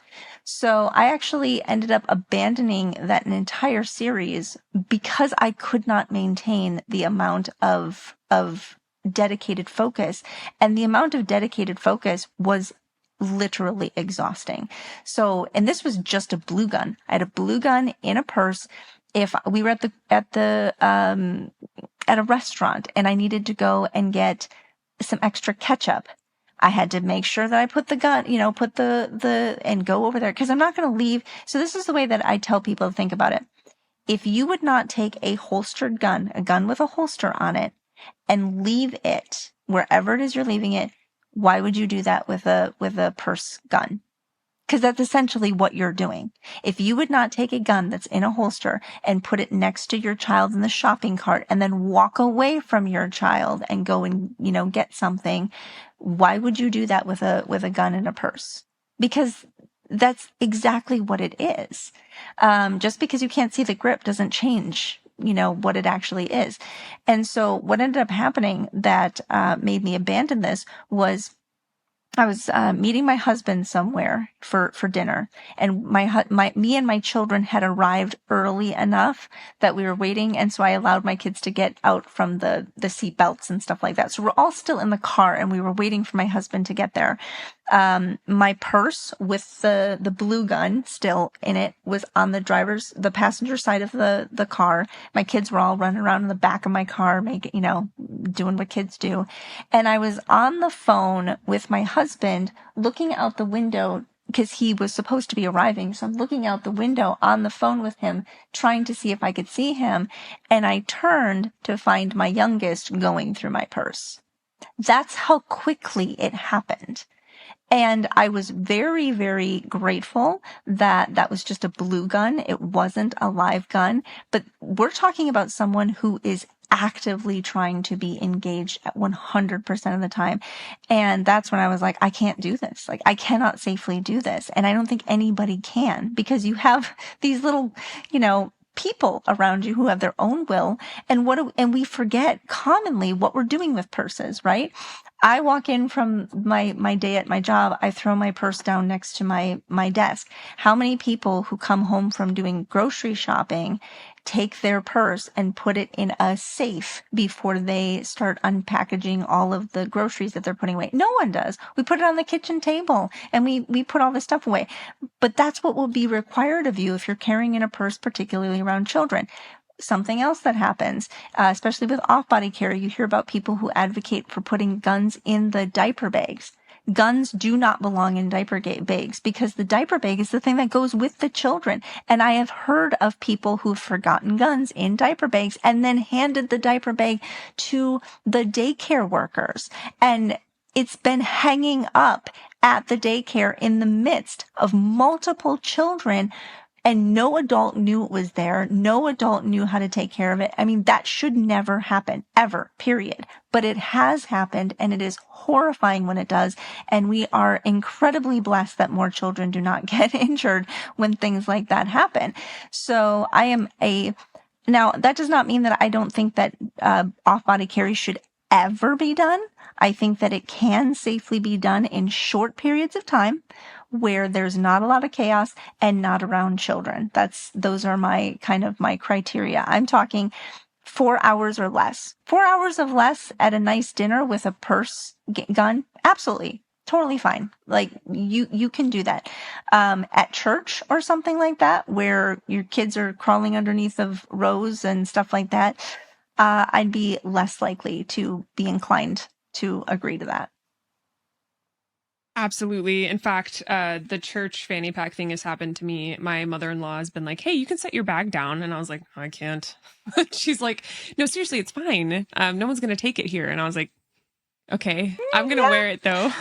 And I'm like, and fanny packs are fantastic because at least they can be attached to you, and you can move around. Yes. But yeah, that's something I've been recently diving into, which there's at some point would love to have a off-camera talk with you, because there's some stuff coming up. But I did do like a YouTube review of fanny pack carry, and the big joke is that I say contraindications in it so many times. I come from a pre-med background, and like Tessa brought it up, Riley brought it up, just like how many times I say I didn't mean to do that. I don't know. Sometimes you don't realize how much you're saying a particular word, and the idea was like, there are so many caveats to off-body carry, and I find fanny pack carry to be an in-between in a way, but it definitely, in my opinion, is towards the extreme of off-body, because it's so easy to just unclip and set down and then forget. So, and I think when it comes to baby carriers, like we were talking about, I think fanny pack carry has a huge leg up, because you can just get one holster system that you can safely, provided, it's got a good holster on the inside of it and all that kind of stuff, that will fit pretty much any carrier. So you asked about carriers, different types of carriers. Please. I could not, we would be here for 2 hours if I tried to list them all, but essentially there are a couple of big categories. There are like your sling type carriers. There are your wraps, which are basically long pieces of fabric that you literally like tie your child to you, which I love wraps. Wraps are wonderful. And then there are the easiest and most used, and those are kind of like your backpacks, right? They look like backpacks that you put on. They've got straps. You can adjust them down, and you can carry your child either on your back or on your front. Those are by far the most popular. And those are very versatile because you can put them on your back, you can put them on your front, that kind of thing. And so those are very common. And the great thing about a fanny pack is you can put a fanny pack on you with any one of those options, right? If you have your kid on your front, you can just move your fanny pack a little bit over to the side, and nobody is going to look at you and be like, huh? Because you already got a kid strapped to you. Like any extra stuff that you have at you, people are just going to assume goes with the kid. And that's what makes that kind of stuff so easy to get away with. And in fact, I kind of wish I did it more when I was baby wearing all the time, because fanny packs are fantastic for that. But like you said, they're on the spectrum of off body carry, or could be, because it's so easy to just be like, oh, I'm just going to unsnap this. And then, because that's the other great thing about them is you can take your kid off and they can go to the park and they can play, and you can take the carrier off and you just snap the gun back on. So they have such universal potential to be used, and such ease of being incorporated into the system, but you have to be committed to keeping it on body, even when you take your kid off. Absolutely. Oh my gosh. Yes, that makes total sense. Again, I've never walked around with a kid before, but I've had to think about it as like someone who goes out in public and is wearing like a cute outfit, but has like an athletic looking fanny pack. I've had to think about that kind of like sore thumb look. It's super easy when I'm hiking because it's a fanny pack. You're almost expected to have a fanny pack. You're weird if you don't have a fanny pack. Not really, but I do appreciate this insight because this is, again, very new to me. And I also like that you're giving people in this podcast and through your class, from what I've heard, permission to look into options. I know for a while there, I kind of would just regurgitate information because it was safe. So like, a good example is like people who stand by the Filster Enigma and just nothing else. They don't consider anything else. If you consider anything else, you're stupid. Even if it's actually like, even if it's a holster made by Henry Holsters with discrete carry concept clips on a good belt, it's like, it's still not the Filster Enigma. And you're like, okay, all right, you need to chill. Like same dude, same manufacturer, depending on the gun. But anyway, yeah. I love that you are like, you're willing to talk about it and validate people who have thought about this, because I completely agree with you. There shouldn't be any, just don't carry, just don't even go there. And I know there's a lot of it out there. So glad that you're out here as this force to oppose that and to educate. Man, as far as carrying methods, something I want to make sure we cover before we even end this section. And of course, if you think of anything, please feel free to just go on a lovely tangent. When it comes to storage at home, are there any things that you recommend over other options? It's a weird way to ask that, but you know what I mean. No, that was perfect. I just want to make sure that you were done with your sentence before I interrupted you. Oh. No, I'm a big believer. So disclaimer. For whatever reason, my hands, no safe can read my biometrics. I promise you I have fingerprints, but for whatever reason, like I'm that person, when I was actually trying to join the military and they were trying to take my fingerprints, it took them like 7 times to get my fingerprints. Like for whatever reason, my fingerprints just are like, so some people might not have this problem. That's why I'm a really big, advocate for RFID. Quick access safes, because you can put that RFID chip in anything. You can put it in a ring. You can put it in a bracelet. I actually had it's not on this one, but I had it on the back of my phone at one point in time. So I could just like wave my phone over top of it. But then I have got a Bluetooth option and stuff like that. So RFID, we've got like 3 different RFID safes around.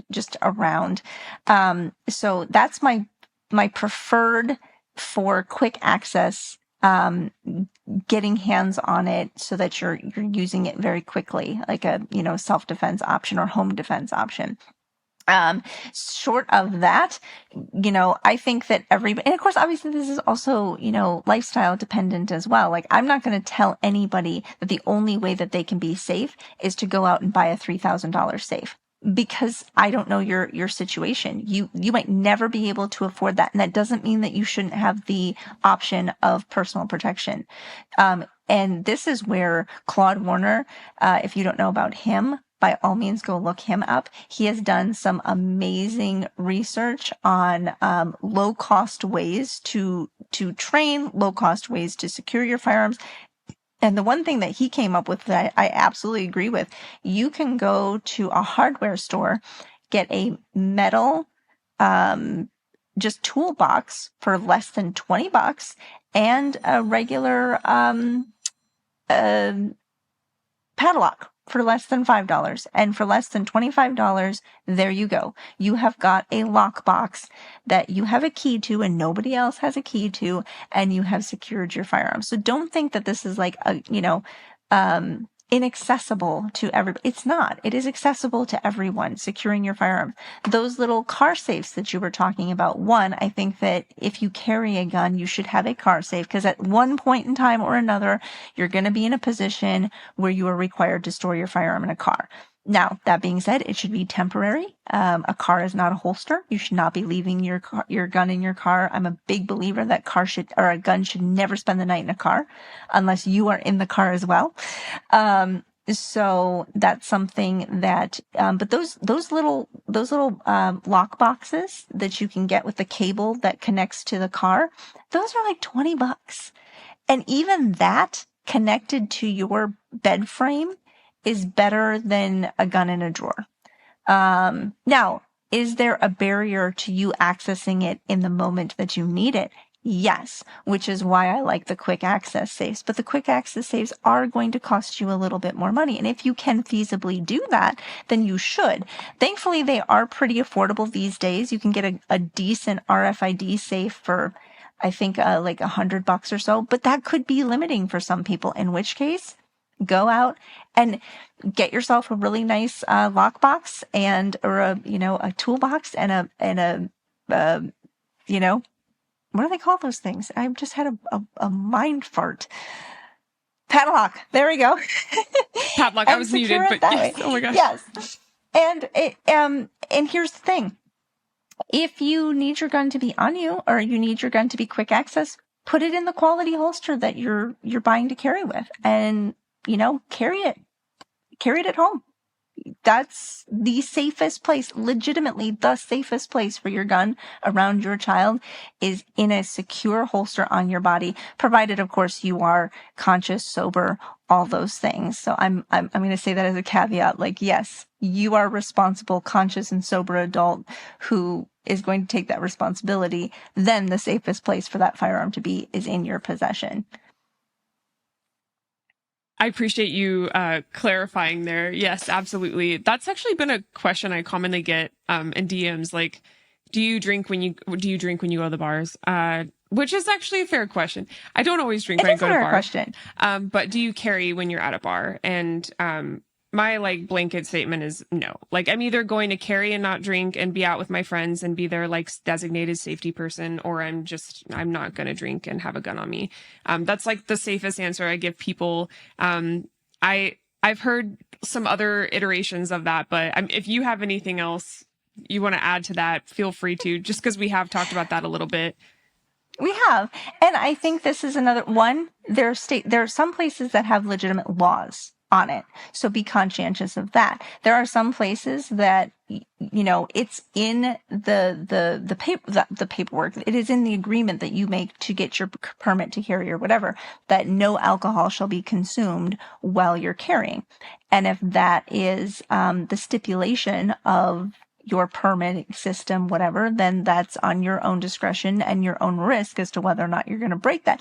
Now, there are other states where they basically treat it like driving a car, right? Like, it's not a problem unless it's over the legal limit. And I would suggest, and this is kind of my own personal take on it, right? Like, if you're a responsible adult, we all make those decisions and you choose to consume alcohol, because there are some people who are like, nope, I'm a sober individual and I will never touch alcohol. If that's your prerogative, then obviously you don't have to worry about it. But there are all sorts of people who, as part of being a responsible adult, understand these are my limits, right? Like, I can have a beer and I'm fine.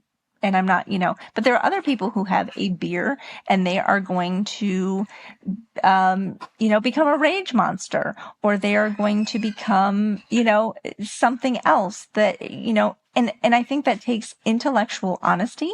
One, you need to understand what alcohol does to you. And you need to be honest about that. And you need to be honest about what are the likelihoods that you're going to do something stupid, you know? Absolutely. And that could be whether you have alcohol or not. There are some people who just have tempers, right? Who need to be aware of that and need to be like, hey, if I put myself in a position where I'm angry,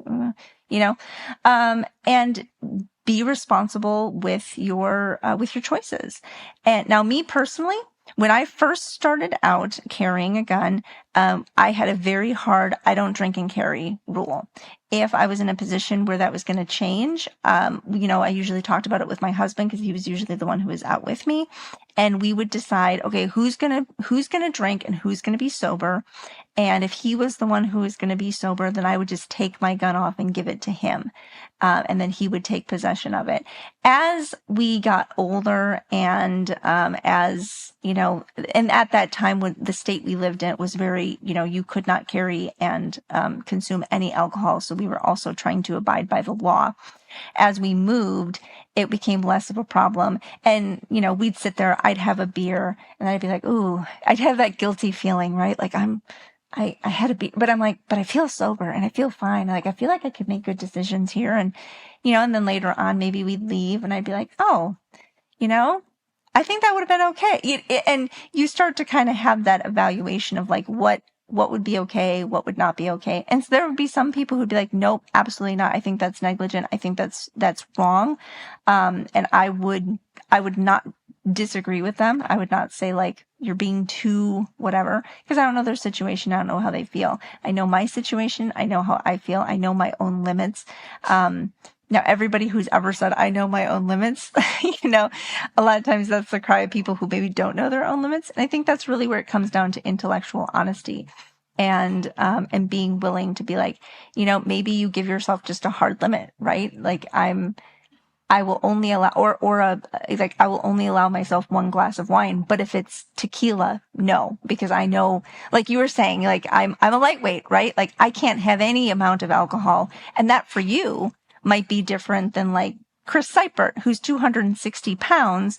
And I've seen that man, put back 4 shots and still be stone cold sober and wonder what in the world happened, right? He might be different than me or you or anybody who can take different tolerances or different substances. And who am I to tell them that I know better than them and their own body, provided that they are being honest about it. And abiding by the law, of course. Yes, absolutely. No, I appreciate you speaking on that because that's something that, first of all, I've always been like, this is not like an area of expertise. A general rule is if I drink, I don't carry. And that's like my safe way of giving people on the internet advice that I don't know. And like, I don't know, it's a clean answer.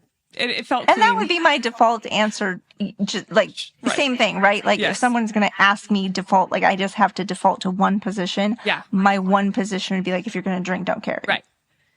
Totally fair. Yes. So seriously, thank you. Because I wasn't even planning on going there today. Just with the what you've explained today, I thought it would be worth it to kind of, especially if someone's listening and they're like, oh, what is her policy on that?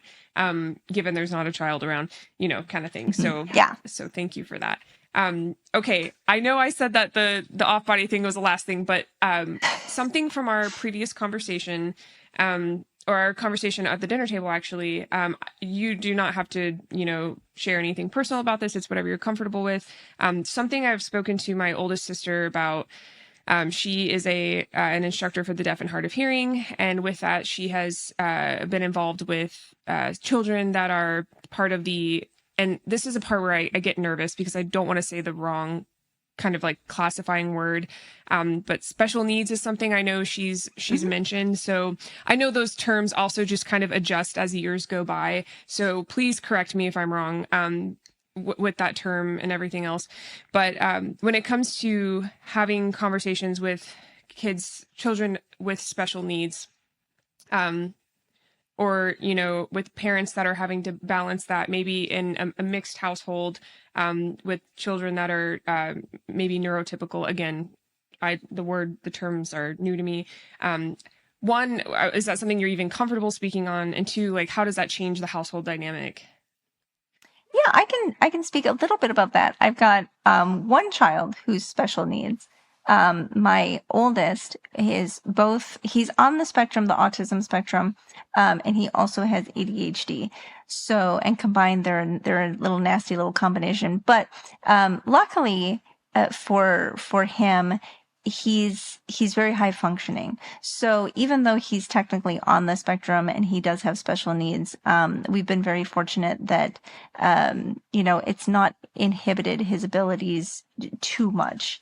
And so having conversations with him about these things, he's able to comprehend them. Where he falls down most is with his emotional understanding. And that's something that we do need to be very, very conscientious of. He has very strong emotions. He's not able to understand he's not very adept at taking the emotional pulse of like a conversation. So he's much more inclined to think very negatively about any kind of interaction. You could be sitting there and be complimenting him and telling him how wonderful he's doing and what a great person he is. And he's hearing in his head and he's interpreting it in his head, I'm terrible. This is bad. This person is mad at me. This person, because even if you're smiling at him, he interprets most facial expression as negative.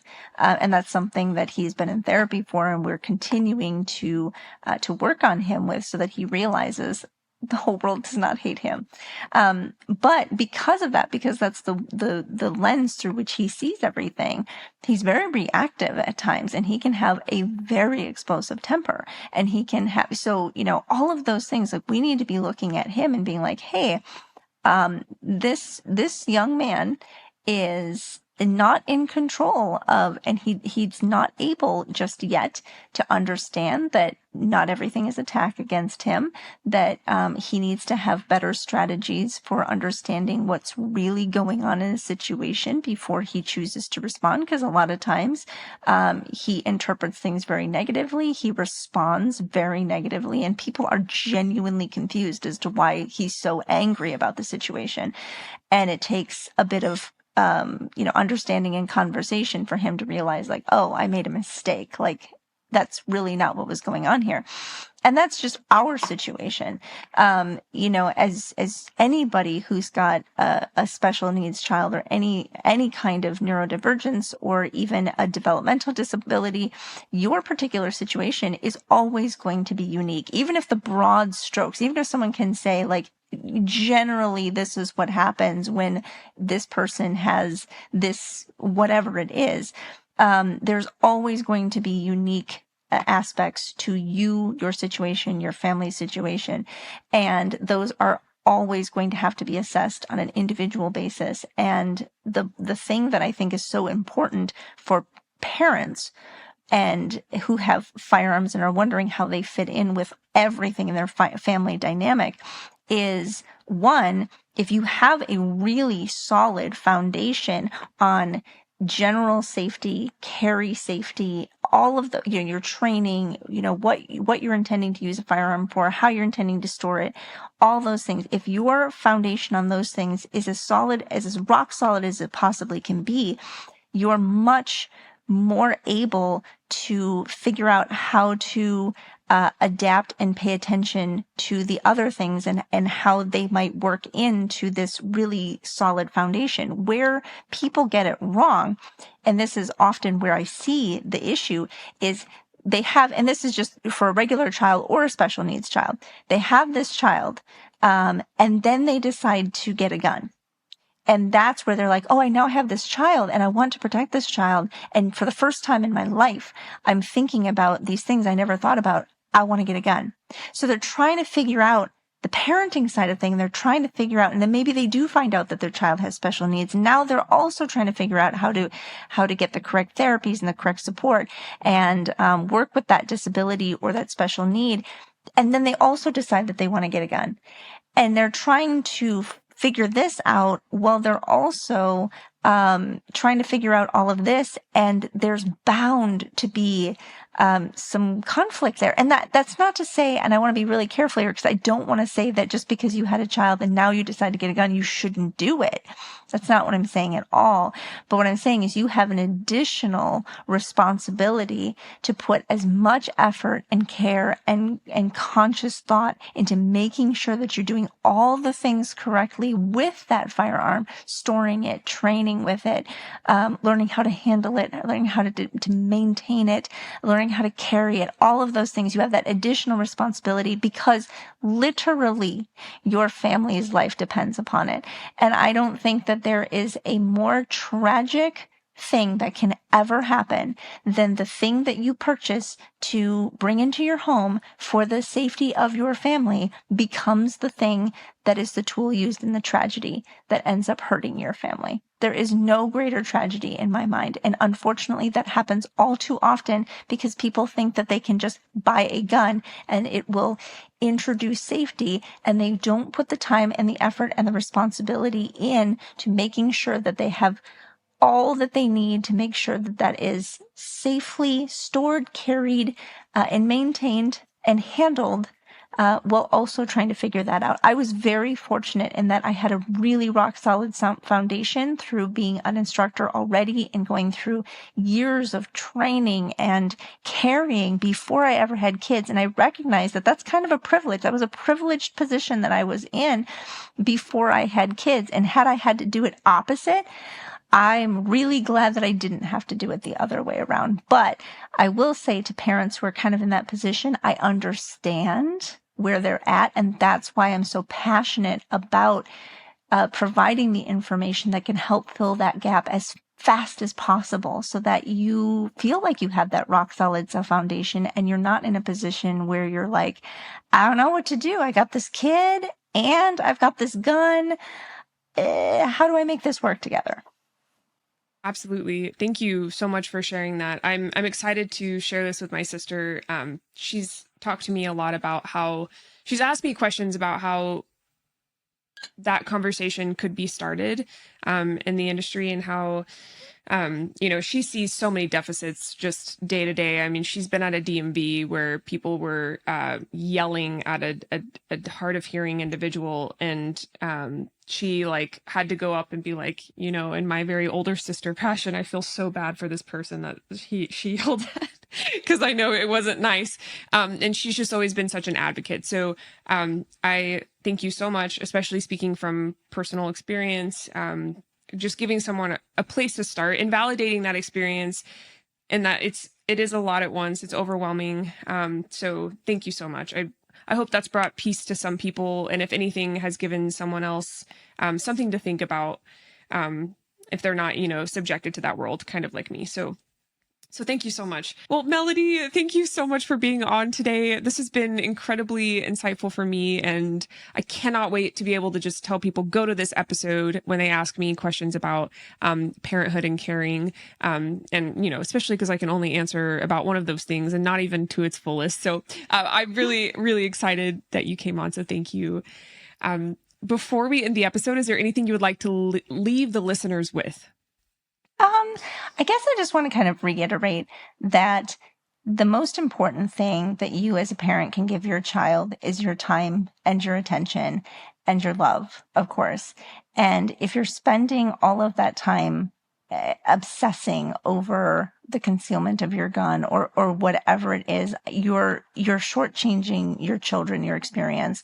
And I don't think there would be any other greater, I said, I don't think that there's a bigger tragedy than having this thing that you had that suddenly becomes a part of tragedy. I think a secondary tragedy to that would be you spent so much time and energy worried about protecting your family and how you were going to protect your family that you forgot to be part of your family. And I've seen that happen. I have genuinely seen families get split apart because dad didn't want to go to a park or to a place where he couldn't carry a gun because he felt like he was protecting, it was his responsibility to protect his family. And it caused strife between him and his wife. And then all of a sudden, his kids aren't going to care whether or not he could carry at the pool. What they're going to care about is whether or not dad ever got in the pool with them. And there are going to be times throughout this that you're going to have to make a decision between, do I carry a gun or do I spend this time wholly present with my children? And I hope that every single time, if you are able, you choose to be wholly present with your children, because that's going to make the biggest difference. That was beautifully said. Thank you. Thank you for explaining that. I feel like I almost need to preemptively hear that. I know I'm going to be a paranoid parent. Even with my nieces the other day, my sister-in-law asked me to take them. Well, she asked me to pick something up from Walmart, and one of them was like, "Can I go with you?" And, they wanted to go in my 4Runner, and I was like, yes. And then like the second they got in my car, I was like, everybody's a threat. And like walking through Walmart, I was like, everybody wants to take her. Like I was like so paranoid. It was anxiety provoking. So it gave me this little, glimpse into like what that feeling could be like. So I feel like that's, oh my gosh, just like the best piece of advice you could leave anyone with. So thank you so much, Melody. Well, and thank you. I really appreciate you having me on here. This was fantastic, and I hope we do it again. Yes. Oh, 100%. If you'll have me. Absolutely. And if you're listening and you would like to see the full version of this, I always forget to say this at the beginning. I'm going to make a note after this episode, but this full version will be on YouTube. So go check that out if you would like to see us drink our waters every now and then while we're on mute. That's the best part. And if you are listening and you've yet to rate the podcast, again, that helps us so much. Just take a few seconds, guys. That will help us get our name out there. And if you are interested in seeing short form content, little highlights of the episode, Lisa Hamilton is the curator of all of those on Instagram, YouTube, TikTok, Livefire, and now Twitter. We're really expanding here, so you can head over to there. All of our usernames are the same, @SheShieldPod.